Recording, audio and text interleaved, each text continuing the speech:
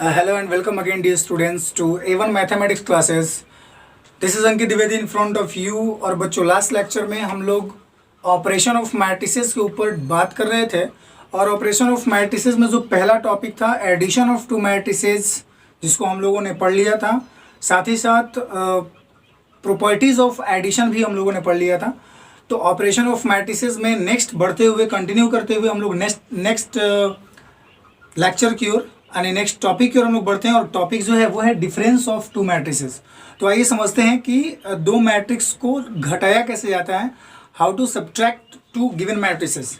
तो बच्चों, if A and B are two matrices of same order, then the difference of A and B in order is denoted by A minus B. अगर हमारे पास ए और B दो matrices हों same order के, तो दोनों को माइनस करने के लिए ऑर्डर में, है ना, मतलब कि ए में से अगर बी को मैं माइनस कर रहा हूँ तो उसको हम लोग ए माइनस बी से डिनोट करते हैं. इसीलिए मैं यहाँ पे एक वर्ड ऑर्डर का यूज़ किया हूँ.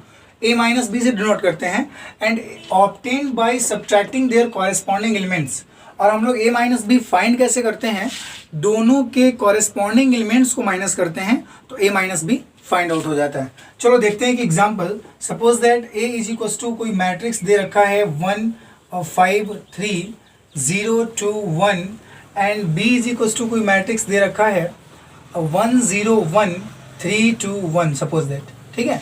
तो यहाँ पे अगर हम लोग a माइनस बी फाइंड करें, दैट मीन्स मैट्रिक्स a में से मैट्रिक्स b को माइनस करना हो, तो सबसे पहले तो उसके ऑर्डर को ध्यान में रखेंगे.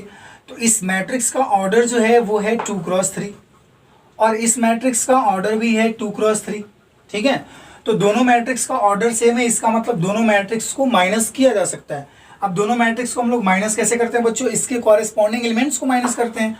तो 1 minus 1 is equal to 0, 5 minus 0 is equal to 5, 3 minus 1 is equal to 2, 0 minus 3 is equal to minus 3, 2 minus 2 is equal to 0 and 1 minus 1 is equal to 0.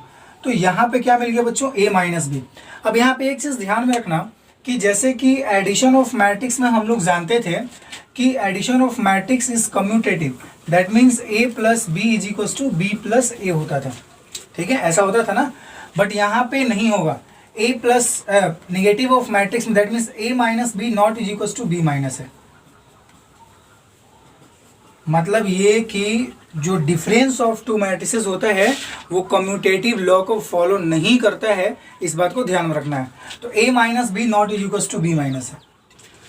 Next बच्चों क्या है, स्केलर मल्टीप्लिकेशन ऑफ मैट्रिसेस. ठीक है. तो यहाँ पे हम लोग ये समझेंगे कि अगर हमारे पास कोई मैट्रिक्स दिया हुआ है और उस मैट्रिक्स में अगर हम किसी स्केलर नंबर का मल्टीप्लाई करते हैं या डिवाइड करते हैं तो क्या होता है. चलो देखते हैं, समझते हैं इसको. तो अगर यहाँ पे if A is a matrix of order m cross n, if A is a matrix of order m cross n and K is any scalar, then Ka is a matrix of order m cross n. इसका मतलब ये हुआ बच्चों कि अगर A कोई matrix दिया हुआ है जिसका कि ऑर्डर जो है वो m क्रॉस n है, और अगर K कोई स्केलर नंबर है, कोई स्केलर नंबर दैट मीन्स कोई रियल नंबर है. ठीक है. तो अगर मैं उस रियल नंबर का मल्टीप्लाई करूँ किसी मैट्रिक्स के साथ, तो एक मैट्रिक्स जो मिलेगा उसको हम लोग Ka बोलते हैं. और Ka जो मैट्रिक्स होगा वो उसी ऑर्डर का होगा जिस ऑर्डर का मैट्रिक्स A है. दैट मीन्स किसी स्केलर नंबर से मल्टीप्लाई करने में या डिवाइड करने में मैट्रिक्स के ऑर्डर पे कोई फर्क नहीं पड़ता है. बात समझ में आई.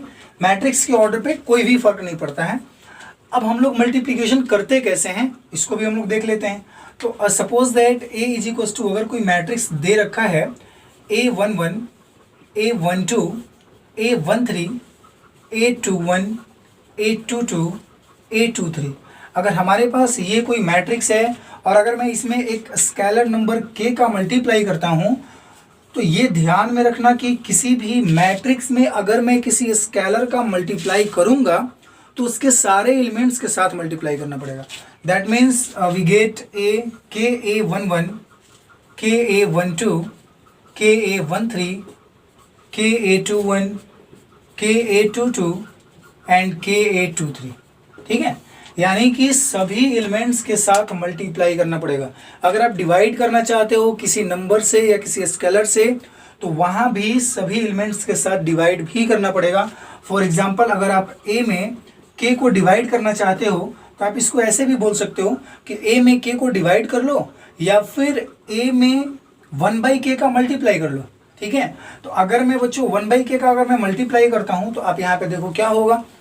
अगर मैं 1/k का मल्टीप्लाई करूंगा तो सभी एलिमेंट्स के साथ करना पड़ेगा। That means 1/k A11, 1/k A12, 1/k A13, 1/k A21, 1/k A22 and 1/k A23। ठीक है, तो आई थिंक आपको ये सारी बातें समझ में आ रही होंगी। मैं यहाँ पे ऐसा क्यों बोल रहा हूँ, क्योंकि जब हम लोग डिटरमिनेंट करेंगे मैट्रिक्स के जस्ट बाद का जो चैप्टर है डिटरमिनेंट, वहाँ पे अगर हम लोग देखेंगे तो स्केलर मल्टीप्लिकेशन कुछ दूसरे फॉर्म में हो जाता है। ठीक है, दूसरे फॉर्म में होने का क्या मतलब हुआ कि वहाँ पे हम लोग किसी एक रो या किसी एक कॉलम से किसी स्केलर नंबर को मल्टीप्लाई कर सकते हैं। बट मैट्रिक्स में ये ध्यान देने वाली बात यह है कि मैट्रिक्स में जब भी हम मल्टीप्लाई करेंगे किसी भी स्केलर का या डिवाइड करेंगे किसी भी स्केलर से, तो उसके सारे एलिमेंट्स के साथ मल्टीप्लिकेशन होगा या डिवीजन होगा। बात समझ में आई। अब यहाँ पे बच्चों कुछ प्रॉपर्टीज है स्केलर मल्टीप्लिकेशन की, तो आइए देखते हैं स्केलर मल्टीप्लिकेशन की क्या क्या प्रॉपर्टीज हैं। तो बच्चों प्रॉपर्टीज ऑफ स्केलर मल्टीप्लिकेशन होता क्या है। जो पहला प्रॉपर्टीज है वो ये है कि if A and B are matrices of same order, if A and B are matrices of same order and K is any scalar, then KA plus B is equals to KA plus KB। ये काफ़ी important properties है बच्चों। यहाँ पे क्या है कि ए और बी दो मैट्रिसेस हैं सेम ऑर्डर के। मैंने यहाँ पे सेम ऑर्डर क्यों बताया, क्योंकि ए प्लस बी तभी डिफाइंड होता है जब A and B will be same order, है ना। मतलब ए और बी अगर सेम ऑर्डर के मैट्रिसेस होते हैं तभी ए प्लस बी डिफाइंड होगा। तो के जो है, अगर कोई स्केलर नंबर है तो के को डिस्ट्रीब्यूट कर सकते हैं अपन ए और बी के ऊपर। दैट मीन्स के ए प्लस के बी, है ना। K into A plus B is equal to K A plus के भी, ऐसा हो सकता है। ठीक है, चलो अब यहाँ पे अगर मैं इसको प्रूफ करना चाहूँ तो कैसे प्रूफ कर सकते हैं। ठीक है, अगर इसको प्रूफ करना हो तो कैसे प्रूफ किया जा सकता है। इसके लिए बच्चों हम लोग एक स्टैंडर्ड फॉर्म अप्लाई करेंगे। यहाँ पे तो स्टैंडर्ड फॉर्म क्या है कि अपने को यहाँ पे कोई स्केलर नंबर लेना पड़ेगा, सपोज करना पड़ेगा। तो let K is equals to 2 and A is equals to कोई मैट्रिक्स मैंने ले लिया 1 2 3 4 and B is equals to कोई मैट्रिक्स मैंने लिया 0 1 2 1। सपोज दैट आप यहाँ पे कोई भी मैट्रिक्स ले सकते हो, ए के जगह पे कोई भी मैट्रिक्स ले सकते हो, बी के जगह पे कोई भी मैट्रिक्स ले सकते हो और के जगह पे कोई भी स्केलर भी ले सकते हो। ठीक है ना।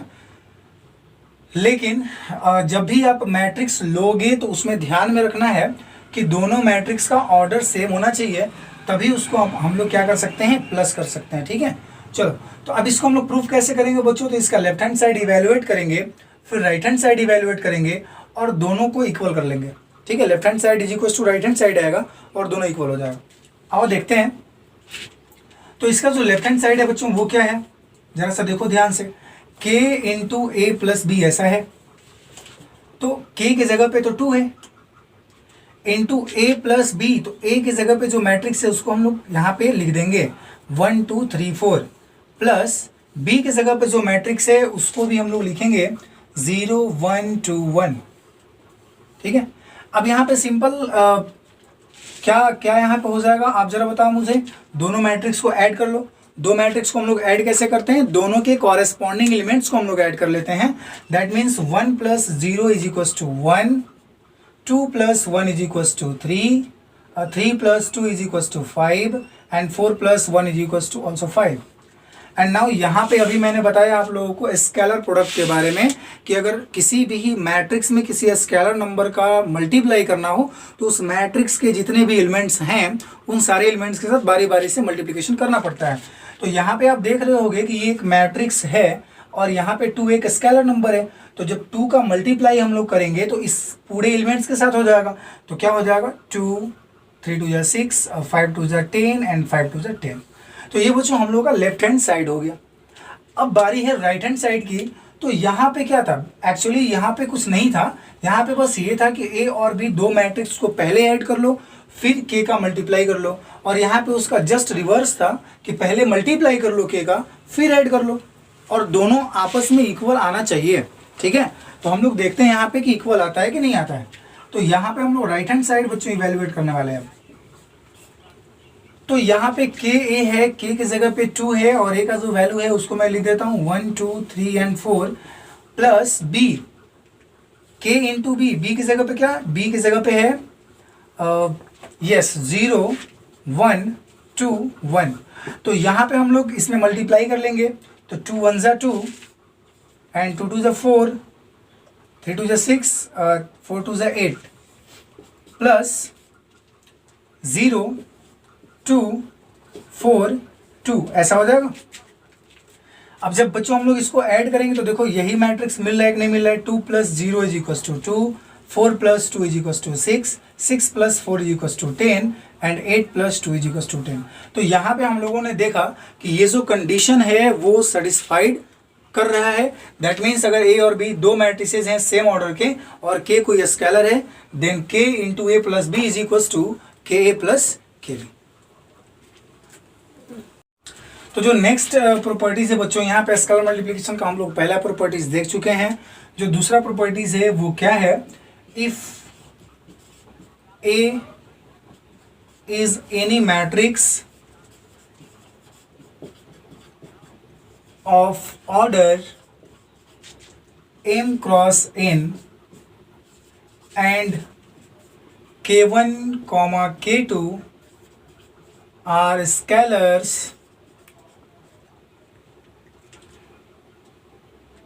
scalars, then k1 plus k2 into a = k1a plus k2a। वहाँ पे इसके पहले जो हम लोगों ने प्रॉपर्टीज पढ़ा था बच्चों, उसमें क्या था कि k को डिस्ट्रीब्यूट किया जा रहा था over a and b, but यहाँ पे a को डिस्ट्रीब्यूट किया जा रहा है ओवर k1 एंड k2। तो k1 plus k2 into a = k1a plus k2a। जो थर्ड वन प्रॉपर्टीज है बच्चों वो इसी पे है, इसमें भी ये जो लैंग्वेज होगा वो तो सेम ही हो जाएगा। k1 k2 इंटू ए = k1 k2a, ऐसा हो जाएगा। या फिर मैं इसको ऐसा भी लिख सकता हूँ k1 a k2, ऐसे भी लिख सकता हूँ। या फिर मैं इसको ऐसे भी लिख सकता हूँ a k1 k2। मतलब ये जो है वो एसोसिएटिव लॉ को भी फॉलो करेगा। इसको हम लोग बोलते हैं एसोसिएटिव लॉ। ये जो है इसको हम लोग बोलते हैं डिस्ट्रीब्यूटिव लॉ। एंड 4 क्या है बच्चों कि अगर मैं किसी भी मैट्रिक्स का अगर मैं मल्टीप्लाई कर दूं आई के साथ, I is an identity matrix you know, तो अगर मैं आई के साथ मल्टीप्लाई करूं तो ये मैट्रिक्स एज इट इज़ हो जाता है। जैसे कि रियल नंबर में वन जैसे होता है रियल नंबर में, वैसा ही ट्रीट करता है आइडेंटिटी मैट्रिक्स किसमें, मैट्रिक्स में। ठीक है। एंड नंबर 5 जो है वो है कि अगर मैं किसी भी मैट्रिक्स में -1 का मल्टीप्लाई कर दूं तो वो उसके निगेटिव मैट्रिक्स के इक्वल हो जाता है। ठीक है। तो यहाँ पे हम लोगों ने देखा क्या, स्केलर मल्टीप्लिकेशन ऑफ मैट्रिसेस, मतलब कि किसी भी मैट्रिक्स में अगर मैं किसी स्केलर नंबर का मल्टीप्लाई करूं तो क्या होता है। तो आज के लेक्चर में बस इतना ही बच्चों, नेक्स्ट मिलते हैं बहुत जल्दी। Thank you very much for watching this video.